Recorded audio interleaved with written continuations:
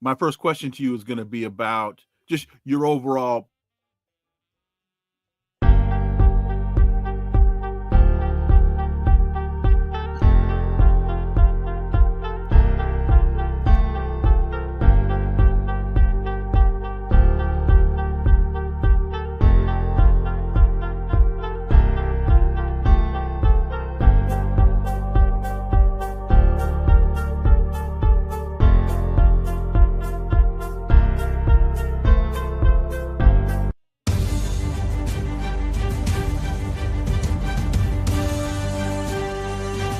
Connecting the Dots with Dr. Wilmer Leon, where the analysis of politics, culture, and history converge.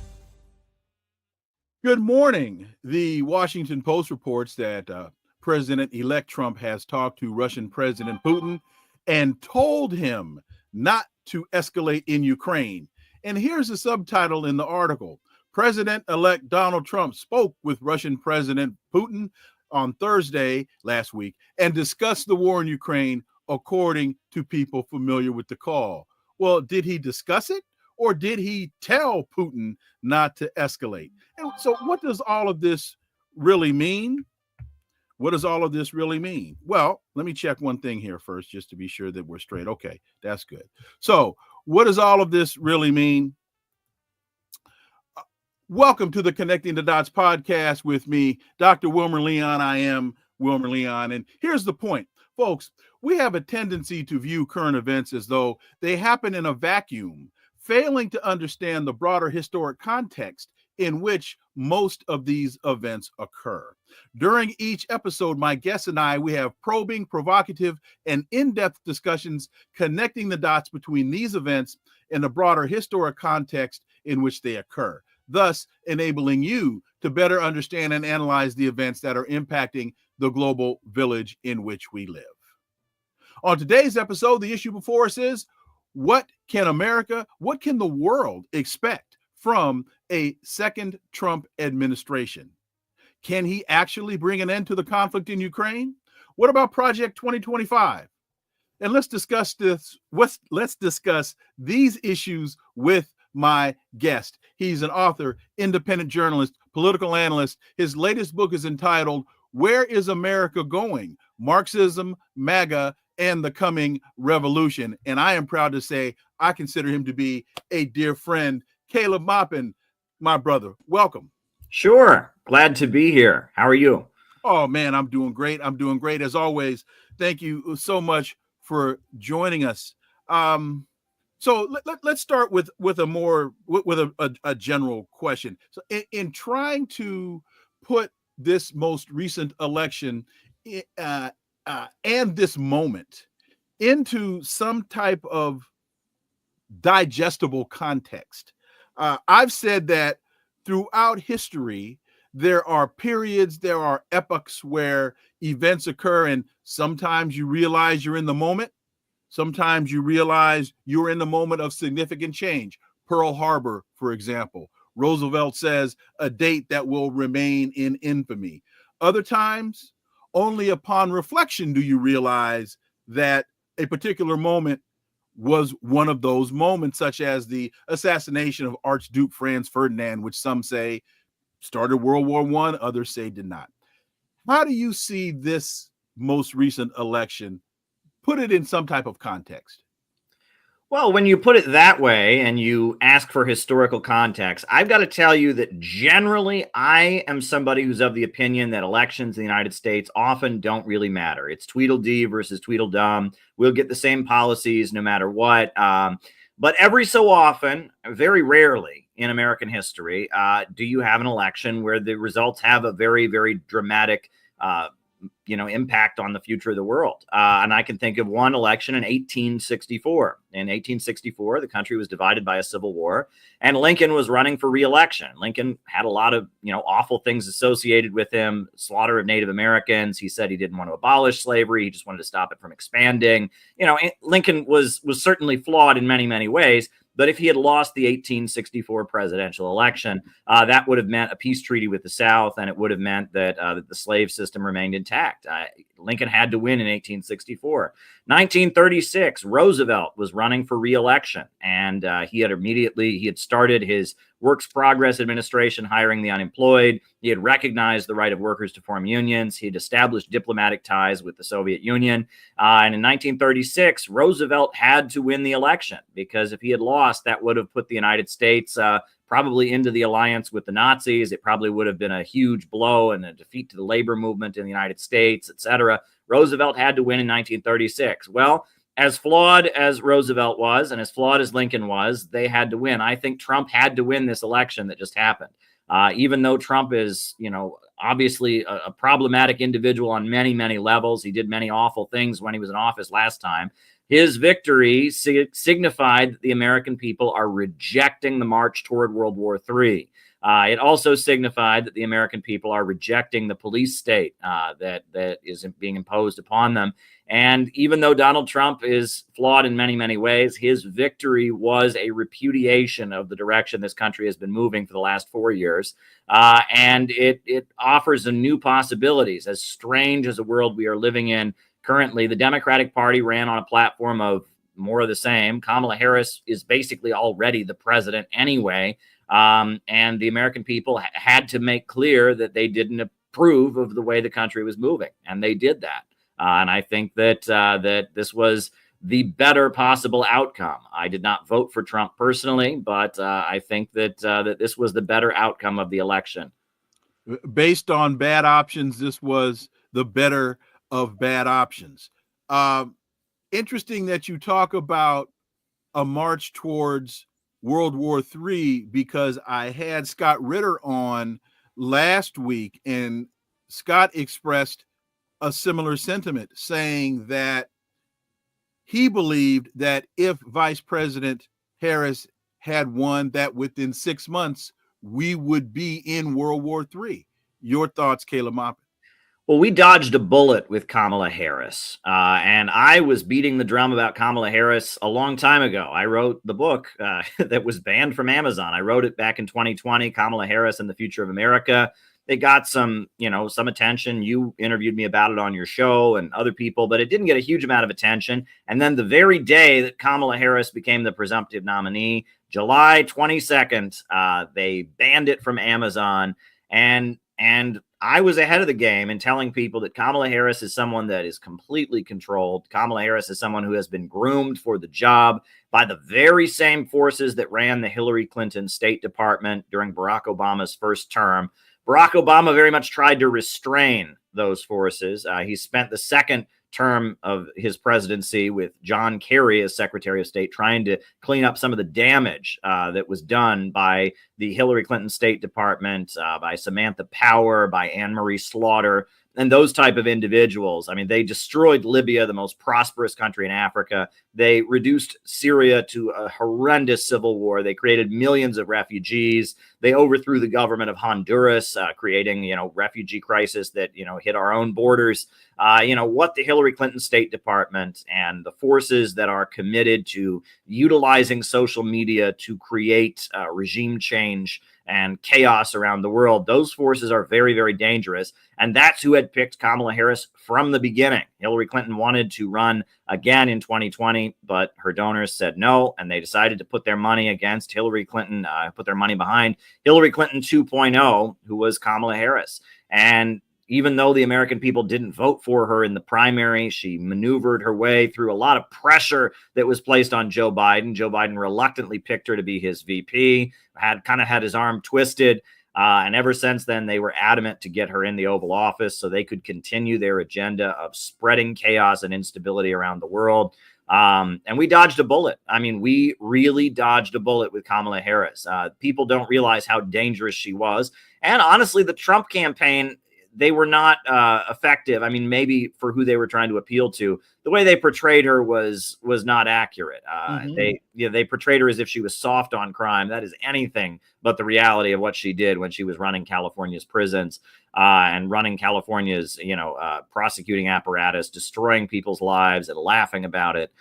Kamala Harris is very, very dangerous and remains very, very dangerous. But I'm very, very relieved that she will not be the president of the United States unless Joe Biden steps down, which I don't know if you've seen this, but that has been a call, right? On MSNBC, they have been calling for Joe Biden to resign to give Kamala Harris a couple weeks to be the first female president of the United States. Now, that shows you how committed certain people are to putting her into office. I hope that does not happen, but that is how committed some of these forces are. There is a group of very, very powerful people in the intelligence apparatus who have picked Kamala Harris and are determined to see her in power. And even though the American people didn't want her, the Democratic voters didn't want her, we came very close to having her as president.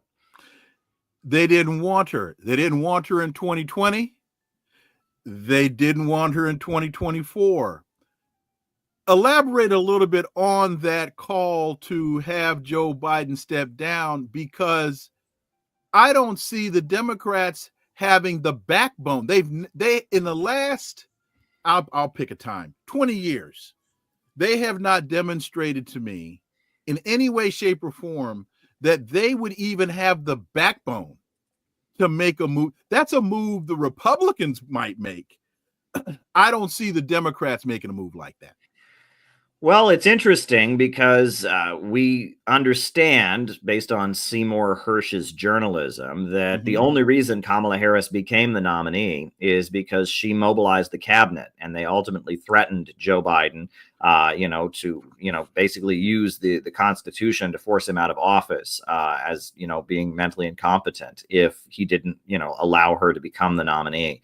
And that she forced her way onto the ticket back in 2020. You'll remember that Joe Biden said he would pick a black woman to be his vice presidential pick.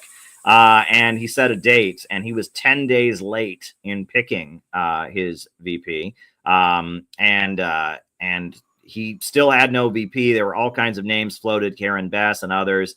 And then the Democratic National Convention schedule in 2020 was published, and Kamala Harris was listed separately on the schedule from the vice presidential nominee. And then she unfollowed Joe Biden on Twitter very publicly, which everyone thought was very, very dramatic. And then at the last minute, he did pick her. We also know that to this day, Kamala Harris has not said that she retracts her statement, believing that Joe Biden is a sexual predator and that Joe Biden sexually assaulted women. And she met with the women who accused Joe Biden. She said that she believes them. She's never retracted that. And it seems like she has been somebody who's been in opposition to Joe Biden from the beginning, was kind of forced onto the ticket reluctantly. And now, she became the nominee in the Democratic election, or the Democratic Party in the election of this year. And she was repudiated by the American people. Donald Trump is victorious. So are there any signals coming out of Trump land? Are there any signals that either give you encouragement or cause or pause for concern? What are you hearing? What are you sensing as the days pass, as we move closer to the inauguration in January? Well, there's a couple things. The first thing that I was certainly happy about was to see that Nikki Haley and Mike Pompeo will have no role in the upcoming Trump administration, because both of them played a very negative role. Nikki Haley, in the last Trump presidency, she was the UN ambassador, and she was awful, blind supporter of Israel, anti-Russia, anti-China, etc. And the fact that she will not have any role as, a war hawk, as awful as she is, that's a good thing. Mike Pompeo is largely responsible for Donald Trump's escalation with Iran. He was the one who pressured Donald Trump to murder Qasem Soleimani, the leader of the Islamic Revolutionary Guards, and escalate us very close to World War III after he did that. Mike Pompeo will have no role. So I was happy about that. I'm not happy with these rumors that say that the new Secretary of State may be Marco Rubio. I don't think there's much of a difference politically between Nikki Haley and Mike Pompeo and Marco Rubio. He is very much from that neocon warhawk faction, and the idea of him being Secretary of State doesn't sit well with me. I must say, I was also amused, and I'm really not sure what this will mean. So Donald Trump is going to dismantle the U.S. Department of Education. Now, that indicates to me that Donald Trump does intend very dramatic moves in his 4 years. That seems to almost kind of confirm a little bit of what the Democrats were saying about how Donald Trump will be a lot more intense in his second term. And I'm not even sure what that will ultimately mean. What will it mean taking apart the U.S. Department of Education? Because there are a lot of federal laws regarding what goes on in public and private schools that receive federal funding. There's a lot of federal funding that goes out to public schools. Somebody has to administer it. So getting rid of the Department of Education, that's big. That also means a lot of government jobs gotten rid of. That means that'll be a huge blow to the Democratic Party, because the teachers' unions and the apparatus of public education in the United States is a huge layer of support that the Democrats kind of rely on. So when I heard that Trump is going to dismantle the Department of Education, not cut the funding, not push school choice, not put Betsy DeVos in charge of it like he did last time, but actually dismantle the U.S. Department of Education, I was like, wow, okay, this is going to be an interesting 4 years. That is an incredibly dramatic project. That takes us into a Project 2025 conversation. But before we get to Project 2025, that also sounds consistent with the idea of states' rights, because if you dismantle the federal Department of Education, then who is over, or who is responsible for setting education policy in this country? And if we find ourselves now involved in a global struggle economically, we need educated people in our country to help us engage in that conflict. China, for example, phenomenal job in STEM education, training engineers, training technicians. If we leave this incredibly important responsibility up to the states, Caleb, we're done. I mean, it's certainly surprising to me that he's going to take this move. Education in the United States is notoriously unequal already. I mean, we talk about being up left to the states. I'm from Ohio, where our school funding policies were actually declared unconstitutional by the state Supreme Court because it was so unequal. Jonathan Kazal wrote about the Ohio public school system in his book Shame of the Nation, and that education in the United States is a disaster on many, many levels. I mean, if you look at our scores and the way we just don't churn out enough engineers, enough scientists, enough doctors to even keep our country going. So public education and private education in the United States are just not getting the results we need as a country. Trump is going to go in, and I guess he's going to get rid of the entire federal apparatus that oversees that. Now, the intention, I guess, is not to replace it with anything, but to just kind of leave it up to the states. And I think that probably has a lot to do with the debates going on about critical race theory, about the transgender issue, and other things that he wants conservative states to have more freedom to do things as they want to do them in their state without the federal government, mandating or putting policies in. But even, now under the Department of Education throughout the country is very diverse. I mean, the Department of Education doesn't really have the authority to change a lot. There's a lot of diversity in how schools carry out policies, et cetera. So, I mean, when I saw that he was going to do that, I was like, wow, okay. We are going to see some very dramatic moves. There is a big division among the American elite. Let's be very clear about that. The intelligence apparatus, the so-called deep state, the ultra rich and the monopolies and the lower levels of capital that just want to make money. There is a big fight among the American ruling class right now. And Donald Trump is solidly on one side. And he is going to fight for his side pretty determinedly. That's what I'm taking from that.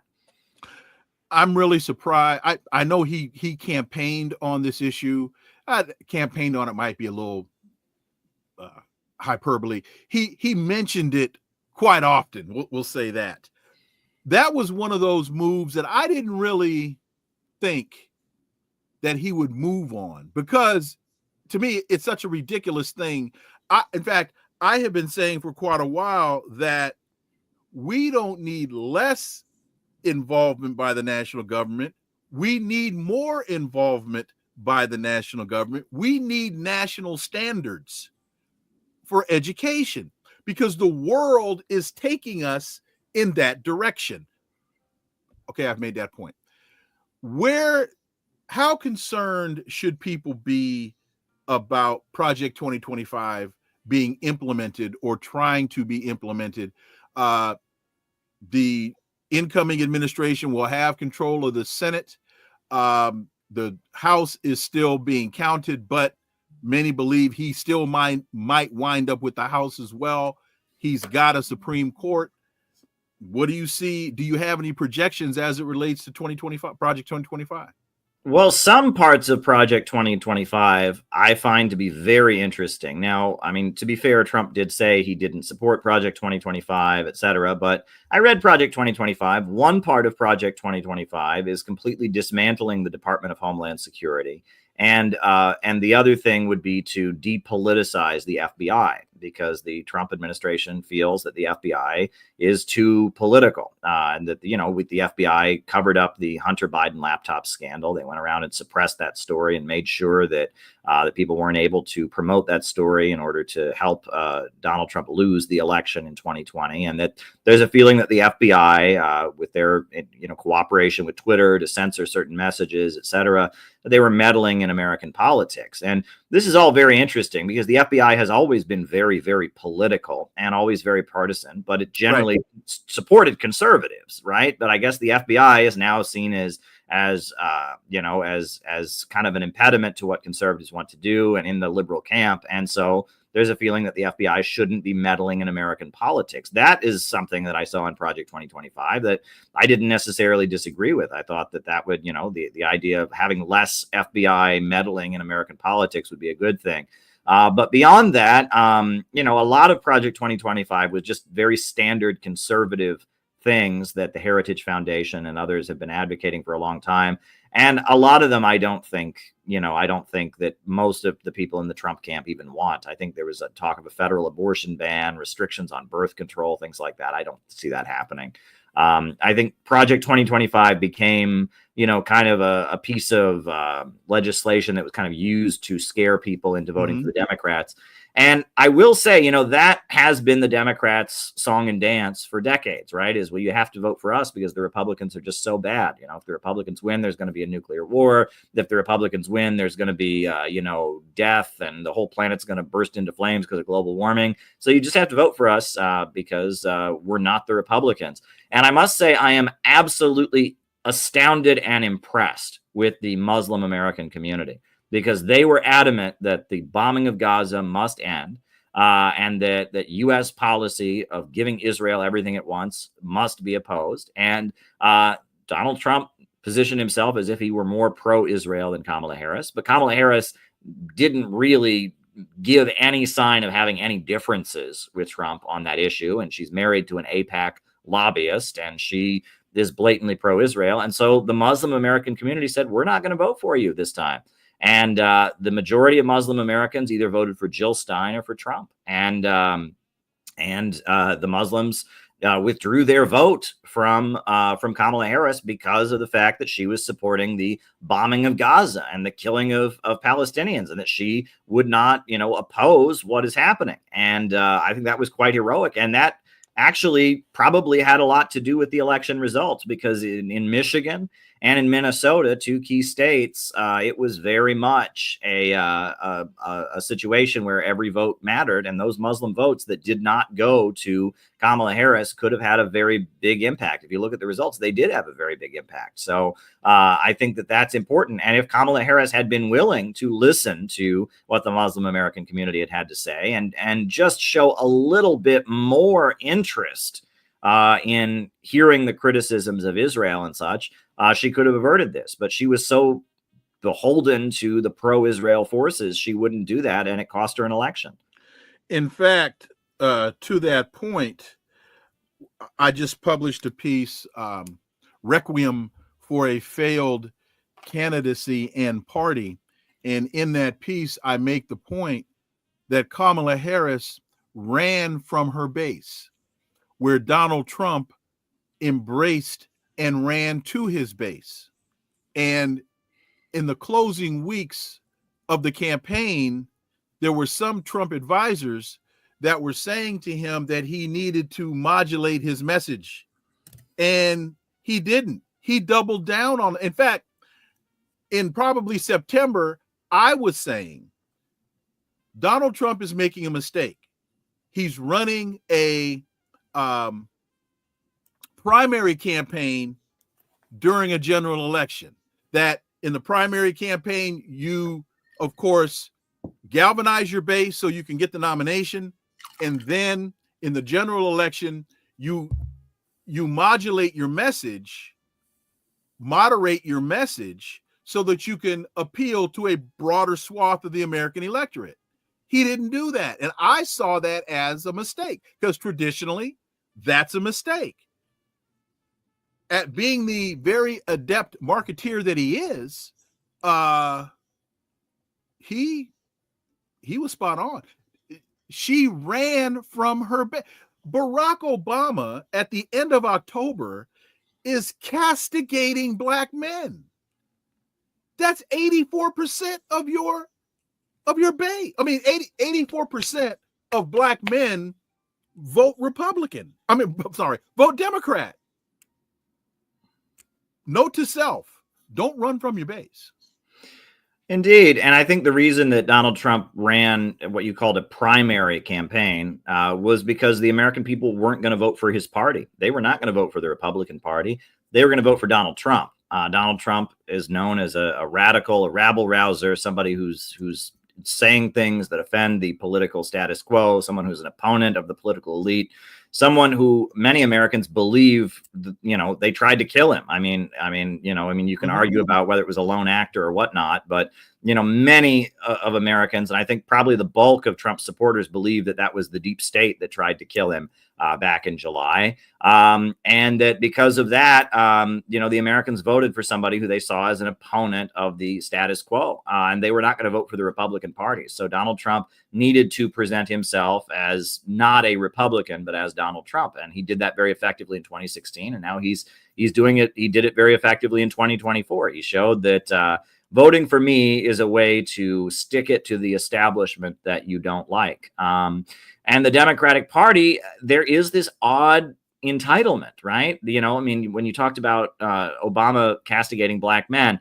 it's like this feeling, well, black men should be voting for Kamala Harris. And the fact that they're not, well, I'm going to scold them and that's going to get them to vote for us. And again, there was just a lot of that. And they had those weird advertisements about, how to secretly vote for Kamala Harris and not tell your husband for women. And I mean, it's this odd thing of like the Democrats should de facto win. They're supposed to win. Everyone's supposed to vote for them. So if we don't vote for them, it's because we're bad. It's not because they're giving us policies that we don't like. They're not campaigning in a way that appeals to us.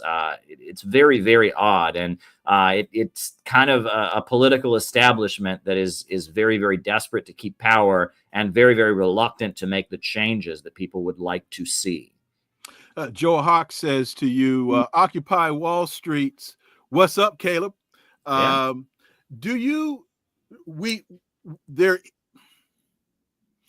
There will be midterm elections in 2026. Do you, for all of those that are now wringing their hands and pulling out their hair and trying to find another planet to move to, I believe the focus now should be, if you're that disgusted with this outcome, then you need to be talking about 2026. You need to be actually developing a message. You need to actually be developing policy. What are you going to champion?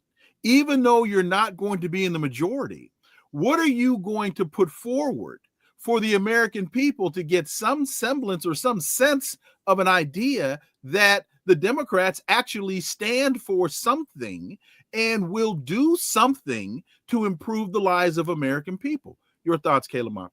Well, look, I think, and I have made the prediction that over the next few decades, it will take some time, that the Democrats are going to increasingly just become the party of the establishment, and the Republicans are going to become a catch-all populist party of the left, of the right, of populists and people that are opposed to the status quo, and that the Republicans are going to be the opposition party. And the Democrats will be the ruling party, kind of a flip of how things were during the late Cold War. During the late Cold War, the neocons were the hardliners of the American political establishment, and the Democrats were kind of the loyal opposition who questioned what the neocons were doing. Now, I would argue that the Democrats are going to become the ruling party, the party of the establishment, and Republicans are going to kind of transcend left and right as we currently understand them and just kind of become a catch-all populist party. One thing that has been a trend in American politics that has been very consistent, I think, since the beginning of the country, really, and since the founding of the two parties, is the Republicans.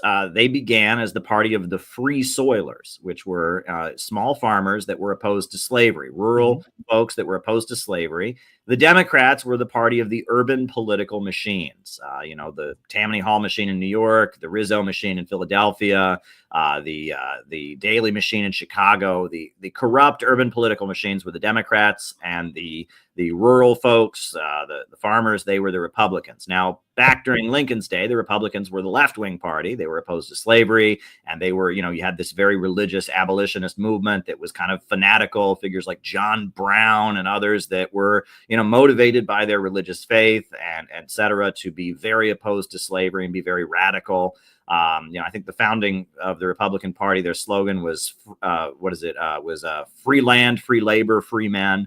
And they were considered, the word Republican was associated with the 1848 revolutions that swept Europe, the spring of nations, et cetera. But then, with the rise of, there was a wave of immigration to the United States during the early parts of the 20th century, and the urban centers became much more Roman Catholic, with immigrants from Italy and Ireland and Eastern Europe, and the rural folks, they were very religious and Protestant. And so you had, the Republican Party almost becoming the conservative party of rural folks who didn't like these kind of foreign people that were coming in, who drank alcohol and weren't as conservative as they were, et cetera. And the Republicans became kind of conservative.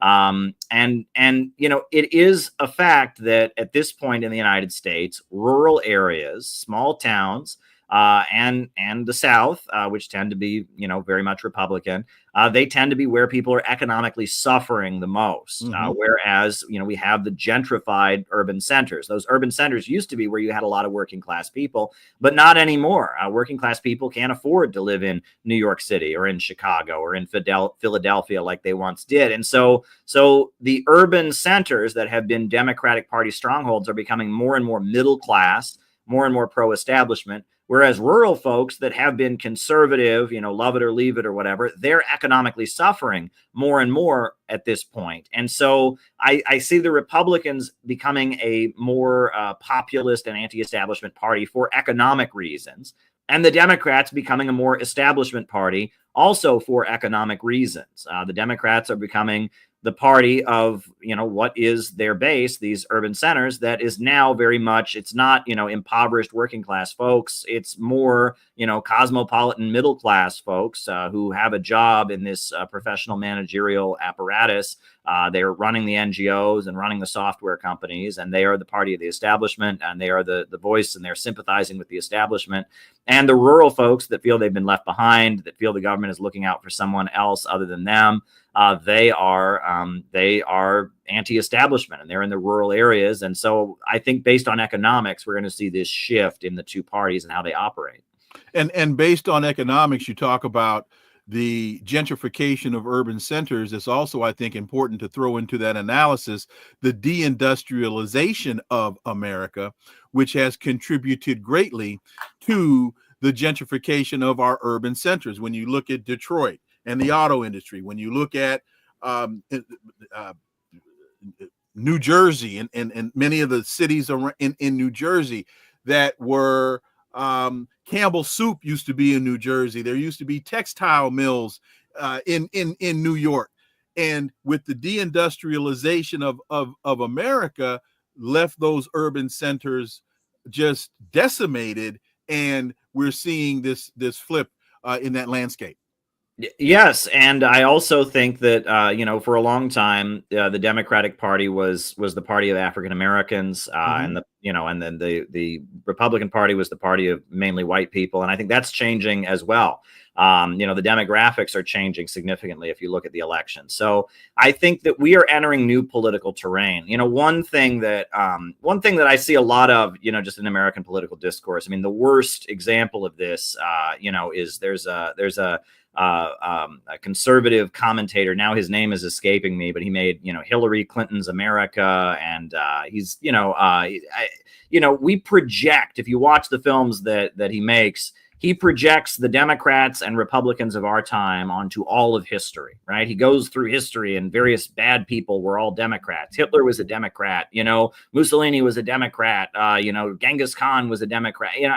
We project, the kind of narrow limits of politics in our time to everywhere. And we need to stop doing that, because around the world, politics is much more diverse and different. And, even like these definitions of left and right that we have here in the United States don't really make sense. I mean, is Donald Trump the right-wing candidate? Well, he was running on a platform of opposing war. He was certainly more anti-war in his rhetoric than Kamala Harris was. He was certainly more populistic and against the elite than Kamala Harris was. So does that make him right-wing? That's not what we traditionally think of as right-wing, but there is, anti-establishment right. There's populist right-wing movements. So it could be right-wing, but it's not right-wing in the way that we generally understand it. And Kamala Harris, again, she's running on a platform. She's supposed to be the more left-wing candidate. She's talking about diversity, equity, and inclusion.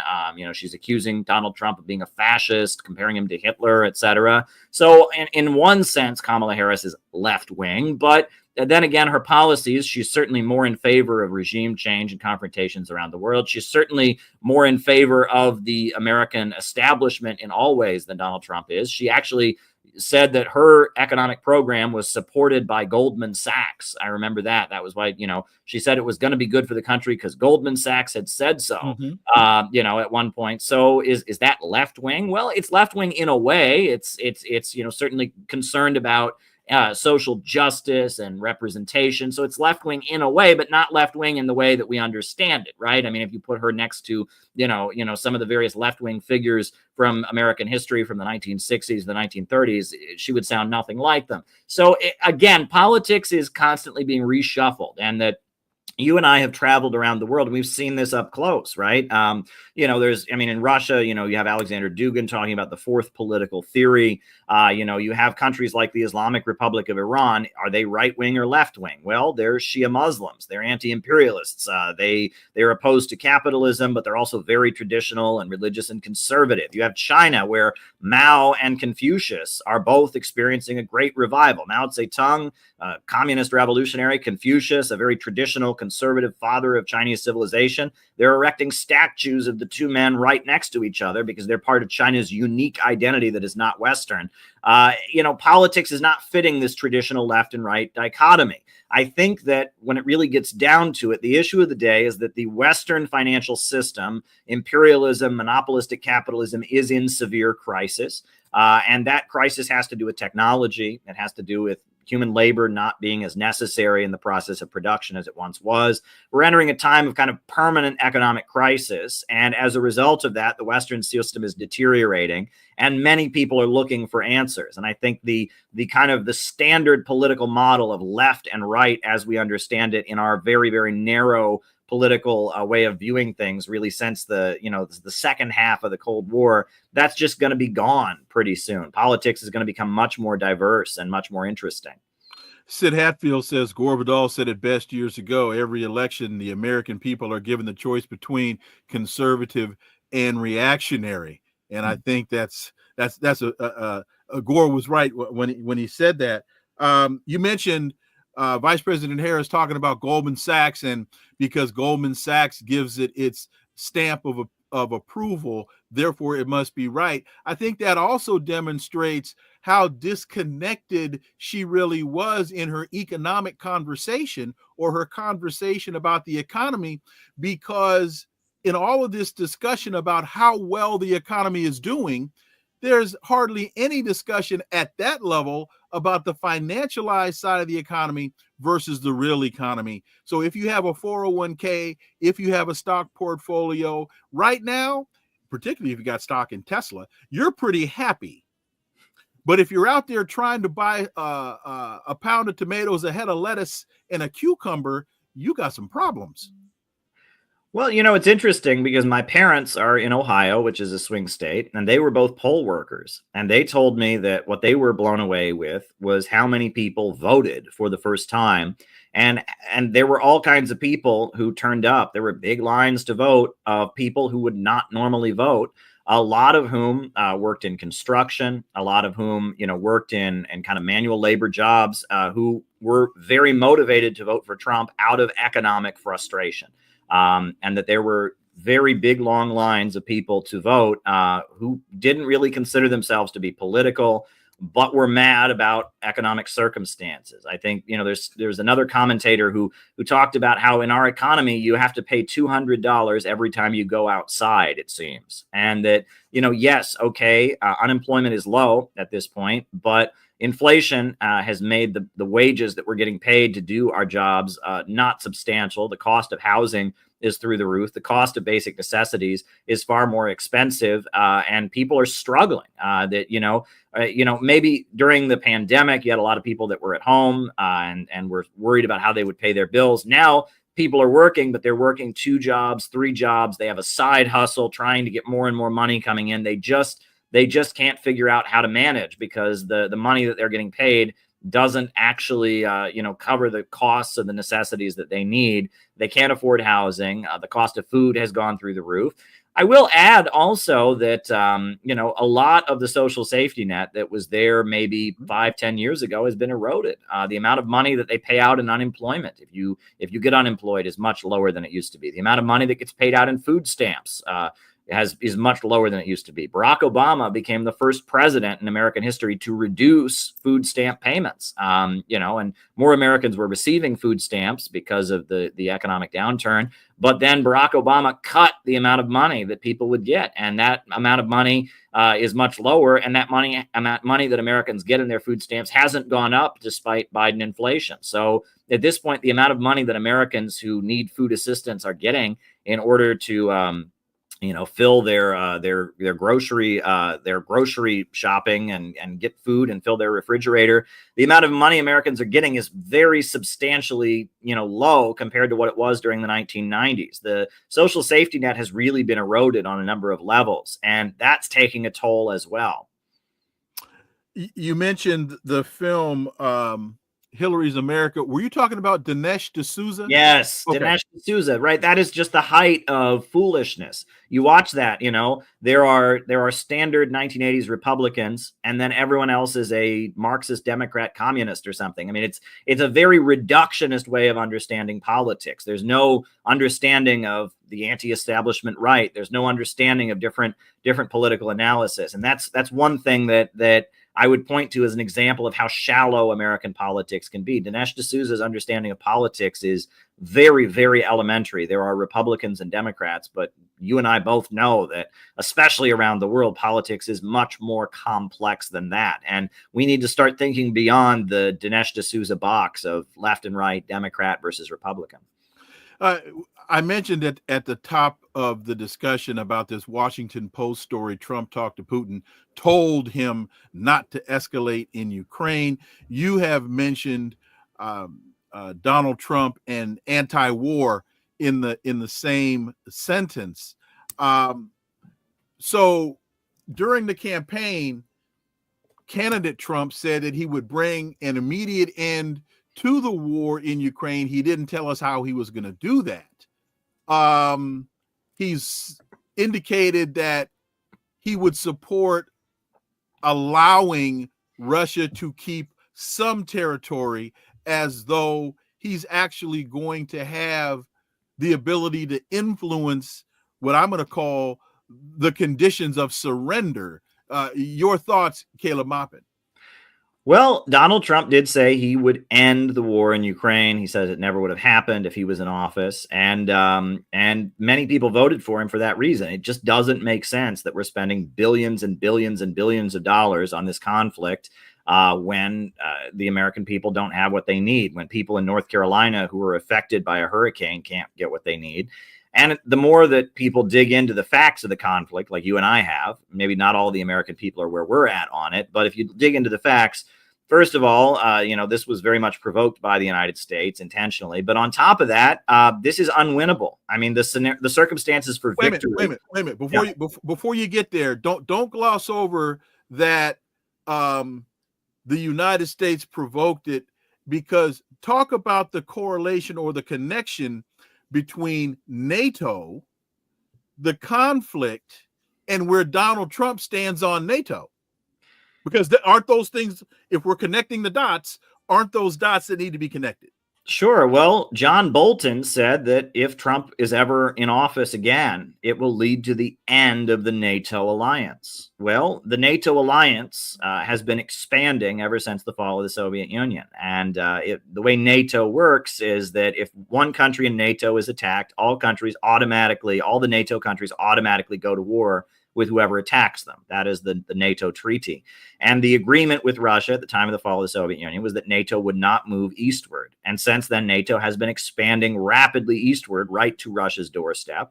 Fanatical anti-Russian forces have been backed and propped up by the United States across Eastern Europe. And in Ukraine, which is right on Russia's doorstep, the United States installed a fanatically anti-Russian government in 2014, toppled the government in a violent coup called Euromaidan, installed a fanatically anti-Russian government. And then the people in the eastern regions who sympathize with Russia, are Russian-speaking, tend to vote for the Communist Party or the Party of Regions that are more pro-Russian political parties. People called ethnic Russians. They're called ethnic Russians. Yeah, they voted to break away from Ukraine. And Russia then facilitated the negotiations called the Minsk Accords, in which Ukraine agreed to grant them more autonomy, let them continue speaking their own language, etc., and reintegrate them back into Ukraine.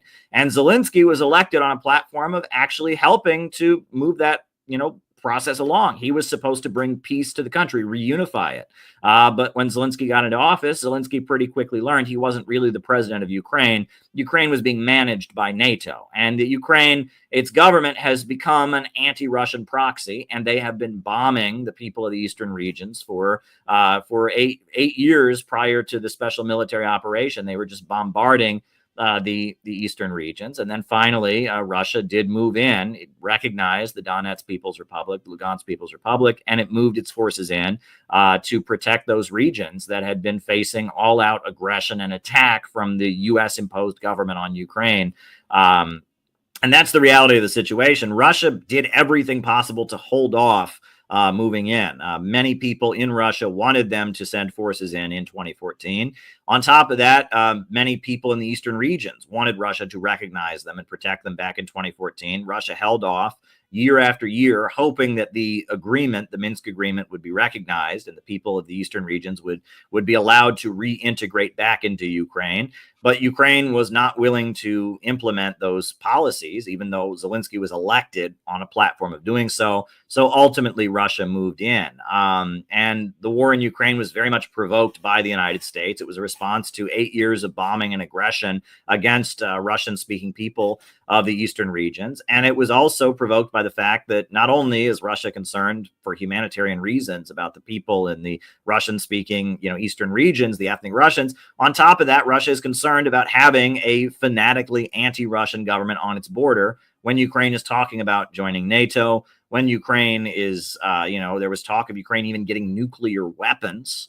When I went to the World Youth Festival and I spoke with Putin and I raised this, he said, in the United States, they actually invaded Iraq based on false claims that Iraq, this country on the other side of the planet, might be getting weapons of mass destruction or nuclear weapons. Well, Ukraine is not on the other side of the world from Russia. It's right on their border. And it has a government that is very fanatical and hates them and is, killing ethnic Russians right on their border.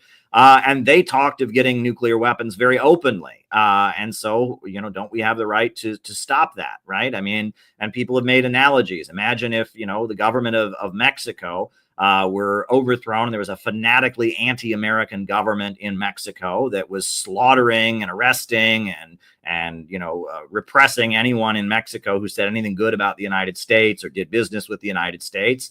And then that government announced they were going to get an atomic bomb. I think the United States would take action, to change that somehow. The United States would want to have some kind of influence in Mexico and would want to have the sections of Mexican society that do business with America and consider America to be good, would want them to be protected.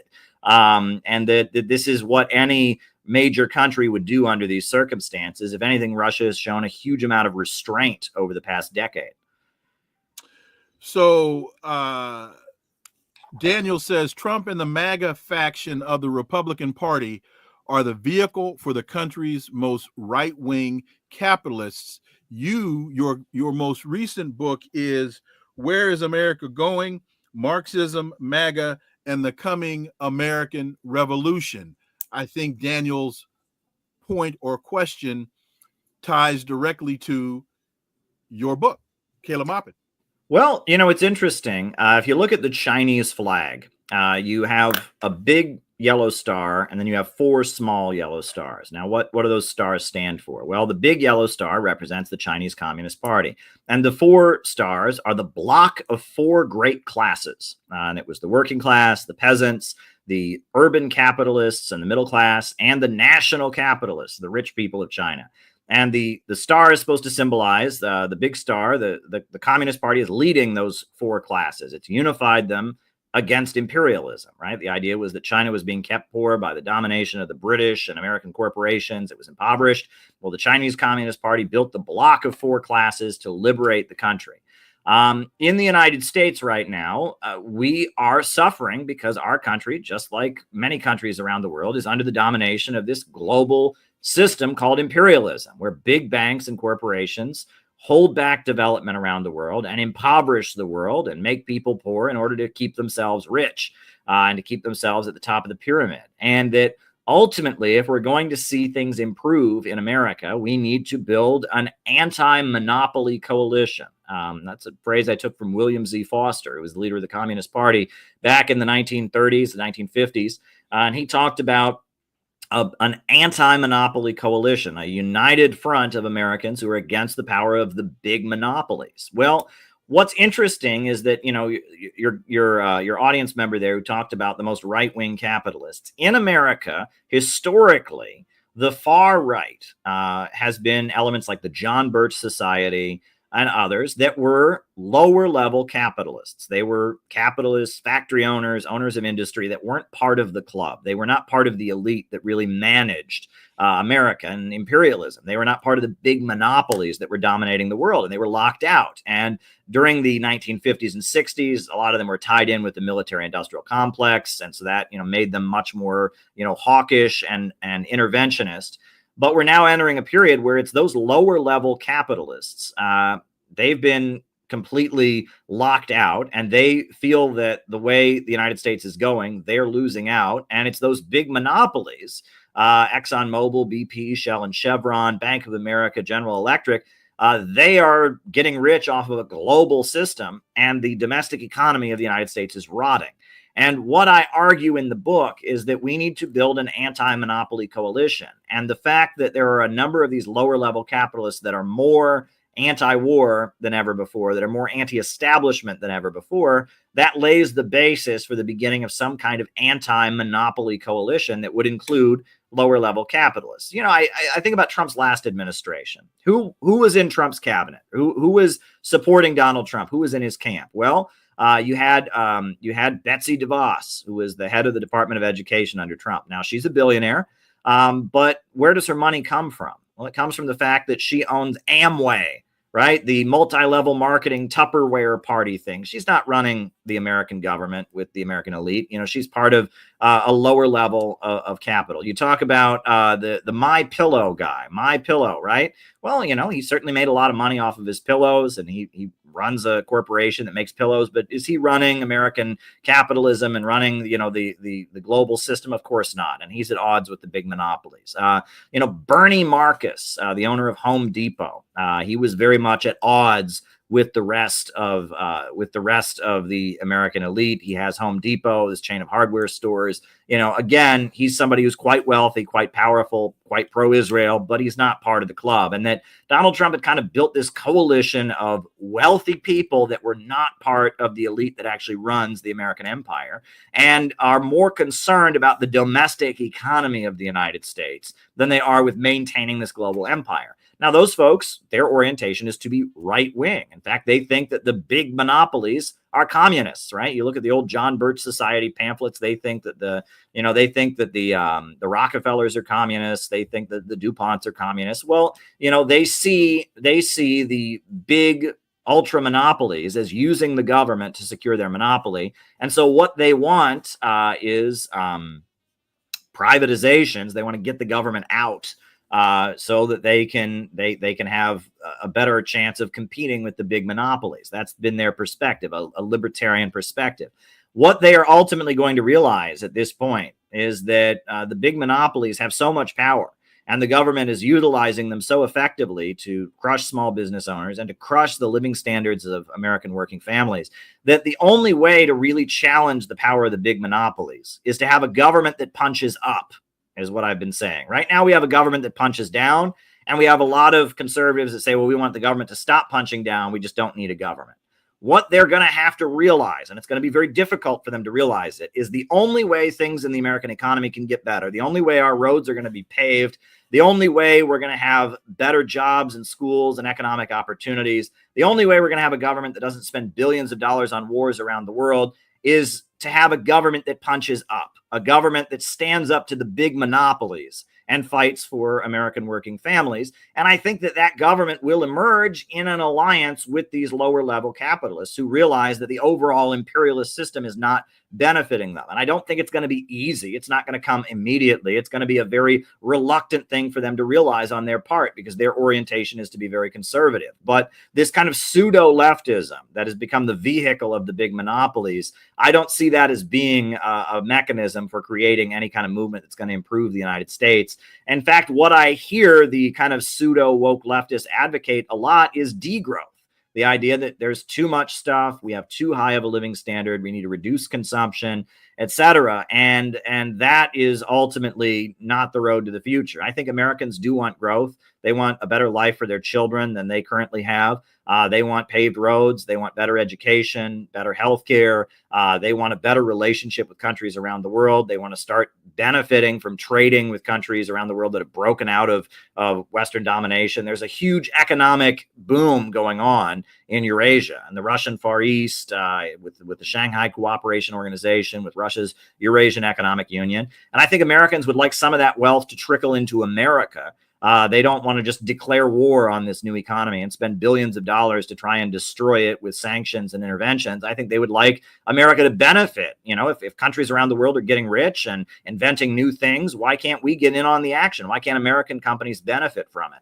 And that's why I think that Donald Trump went to North Korea, because North Korea is going to give up their nuclear weapons at some point, and then it's going to be an economic explosion. It's going to be a bonanza on the Korean Peninsula, because the overwhelming majority of North Koreans can speak more than one language, because they're already making their own cell phones in-house because of sanctions, because those mountains in North Korea are full of coal and they're full of other minerals that are very valuable now because of computer technology. And there's all kinds of money to be made from North Korea, and only Russia and China are going to benefit from it because the United States has completely locked out North Korea. And when North Korea gives up their nuclear weapons, and when the sanctions imposed by the United Nations because of their nuclear proliferation are lifted, North Korea is going to be open for business. And if that happens right now, America gets nothing. Well, I think a lot of Americans would like to see something come out of it. Jim Rogers, the billionaire, he said he would like to invest in North Korea, and that there's great opportunity there, but we won't get any part of it. one thing that I have been raising is that if Donald Trump really wants to make America great again, and he wants America to, have its domestic economy get stronger, have the communities across the country where people voted for him overwhelmingly get stronger, one thing he should do is build a bridge, build the peace bridge. Abraham Lincoln's economic advisor, Henry Charles Carey, proposed for the first time, I believe it was in the 1880s, he proposed building a bridge across the Bering Strait, a railway bridge connecting Alaska to Russia so that there could be economic development. And that proposal, there's been many other voices that have spoken up in favor of it. I think Donald Trump should build the peace bridge and connect the United States to the Russian Far East. And that would pivot the United States away from NATO, away from trading with the NATO countries. It would pivot the U.S. economy eastward. And some of that wealth that is expanding, all of the economic growth that's happening in Asia right now, some of that could start trickling into America. Ultimately, American corporations could make profits from it. American communities could make products that would be, sold there. I mean, we could see a shift, and we could see the United States start to expand economically again if it pivoted toward the new economy that is emerging in the East, away from the dying Atlanticist economy of the British Empire and NATO. Chanel, I'm going to combine two comments. Chanel says rich people don't give a damn about the poor. I think that's directed towards your comment about the millionaires and this coalition that needs to be formulated. And Charles says that Trump doesn't give a damn about the middle class. Let me respond to the second part first. Donald Trump is a transactionary individual. I don't know that Donald Trump has any real prescribed or assigned ideology other than what's in it for Donald Trump is what's best for Donald Trump. To Chanel's point about rich people never giving a damn about poor people, that may very well be true, but rich people care about wealth. And if rich people can see the benefit of a coalition with poorer interests, they may be better inclined to move in that direction. Is that kind of a subtext of your point, Caleb Maupin? Well, I don't think it's a matter of rich people caring about poor people. I think it's a matter of economic interest. I think most of the rich people that was my point. That was my point. I think most of them, just want to make money. I think they just want to make money. But the ultra monopolies, the richest of the rich, have determined that in order to keep stability in society, they need to implement economic degrowth. They need to drive down living standards. And on top of that, they need to wage war around the world to beat down any country that they can't control. And I think the bulk of the rich don't care about that. They just want to make money. And, Bernie Marcus, right? He owns Home Depot. Well, people aren't going to be able to go to Home Depot and spend money if they don't have good paying jobs themselves. And people aren't going to be able to go to Home Depot if the roads in the neighborhood are falling apart and they don't have roads to drive on to get to Home Depot. And that wait a minute, let me jump in and give the example of Henry Ford. And Henry Ford realized that he had to raise wages so that his employees would be able to do what? Buy the product they were actually manufacturing. Henry Ford didn't give a damn about his workers. Henry Ford cared about selling Fords. But if you have an entire group of people, potential markets that can't buy your product, why are you making your product? Well, right. And that, there is a layer of the ultra rich that don't seem to be affected by the economic devastation of the country. And they seem to be the ones running the show. And I see Trump as tied in with the layer of rich people that are affected by it and see it as cutting into their profits and would like to do something about it. And they think the main way to fix things is to just get the government out of the way. They see the government as cementing the power of the big monopolies. And they think, well, if we just get the government out of the way, we'll be fine. And what I'm saying is that's kind of foolish, because eventually they're going to realize that the only way to push back against the power of the ultra rich and the big monopolies is to have a government that punches up and stands up to them. We need an anti-monopoly government. Right now, we have a government that serves the big monopolies. And the bulk of conservatives say, well, we'll just get rid of the government. I'm saying we need a government that fights against the monopolies. We need a government of action that fights for working families. So there's this discussion about Donald Trump being anti-war. We've seen the rapprochement that Donald Trump engaged in with Kim Jong-un and North Korea, met with the man twice. Is Donald Trump a peacenik? Is Donald Trump anti-war, or is the focus of his ire different than the current focus? So, put simplistically, are you still going to wind up in war, just in other places? I think that Donald Trump, he very much wants to get elected and is appealing to the popular sentiment among the American people, which is that these wars are pointless, and that his rallies, a lot of the people who voted for Trump are people that have been in the U.S. military. And at this point, U.S. military personnel are more anti-war than the bulk of the population. They're at the point saying, what are we doing in all these wars around the world? How is this benefiting us? And the fact that Donald Trump put RFK and Tulsi Gabbard, put them at center stage in his campaign, right? Tulsi Gabbard, who was accused of being a Russian agent by Hillary Clinton. RFK, who very much emphasized the idea of having peace with Russia in his campaign. The fact that he gave them center stage is because that's what his voters wanted to hear. They wanted to hear an anti-war message. And that I think that the ultimate, the leaders of the United States, the elite, the rich and powerful, have determined that in order to maintain their position ruling the entire world, they need to just do everything they can to beat back any country that is broken free from their domination. Whether it's Russia or China or Iran or Venezuela or Cuba or Zimbabwe or whatever. Whereas I think a lot of Donald Trump supporters are saying, hey, there's nothing for us in that. We're not benefiting. Our communities are economically devastated. And it doesn't seem to make sense to be sending our military overseas, to have over 800 military bases around the world.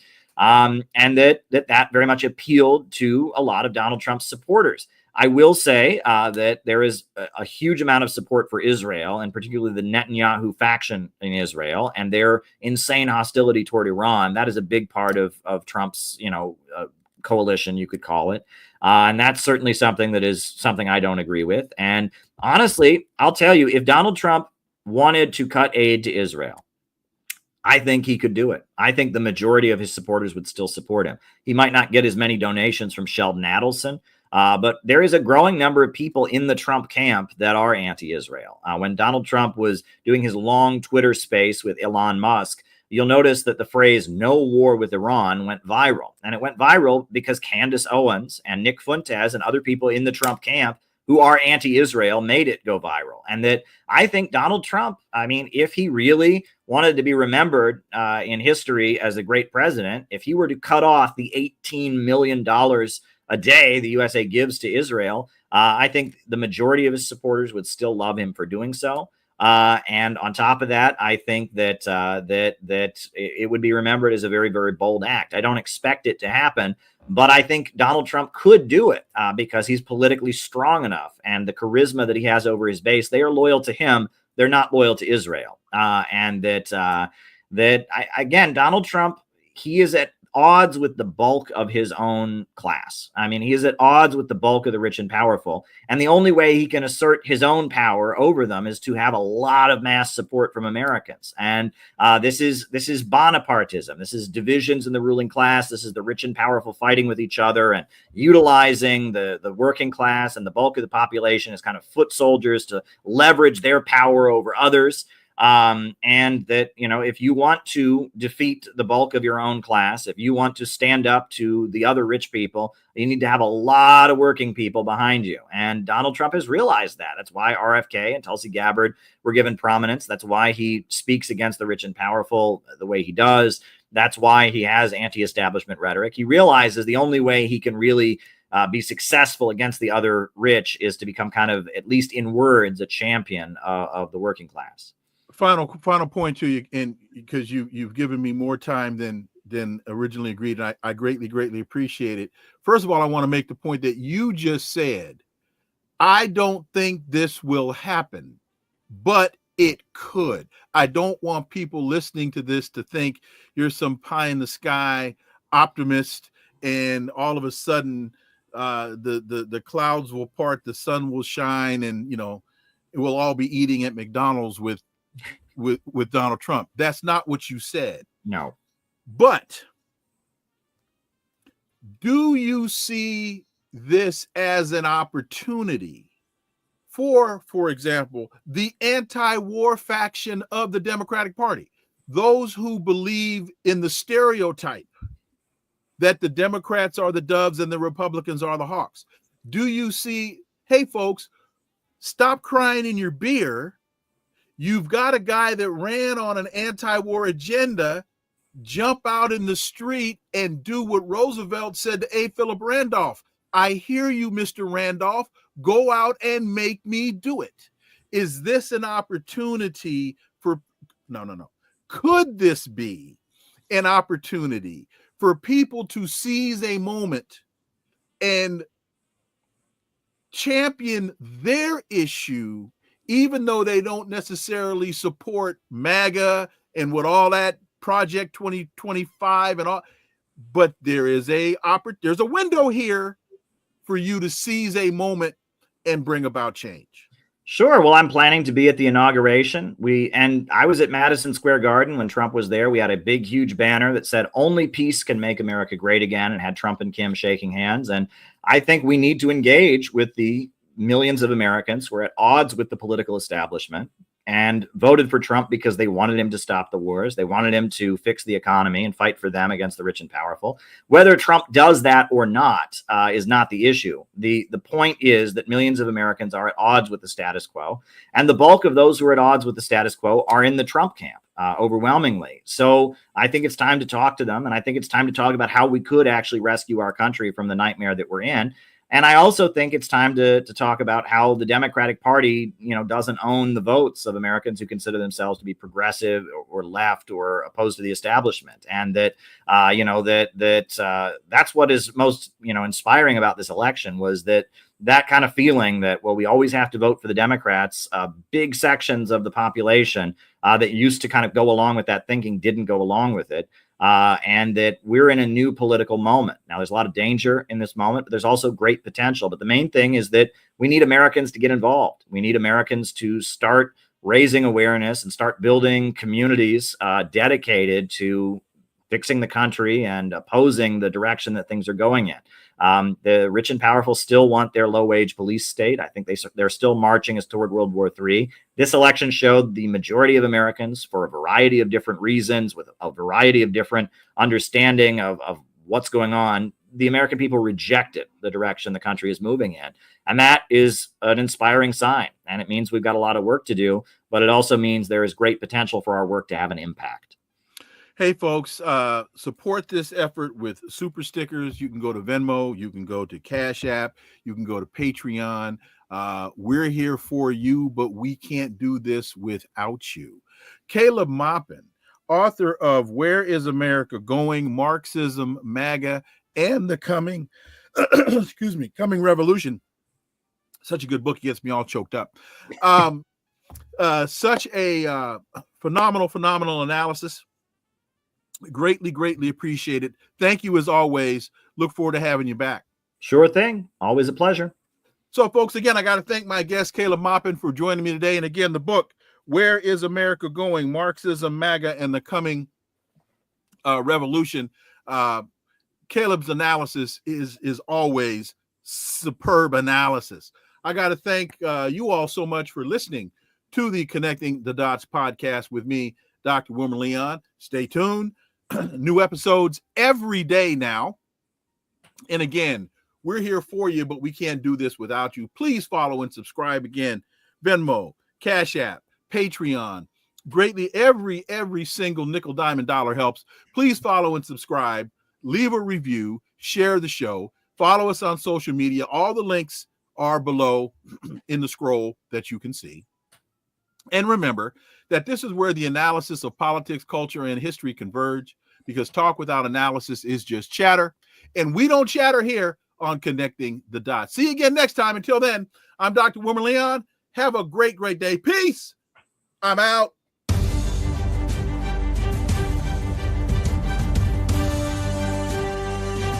Connecting the Dots with Dr. Wilmer Leon, where the analysis of politics, culture, and history converge. All right, sir.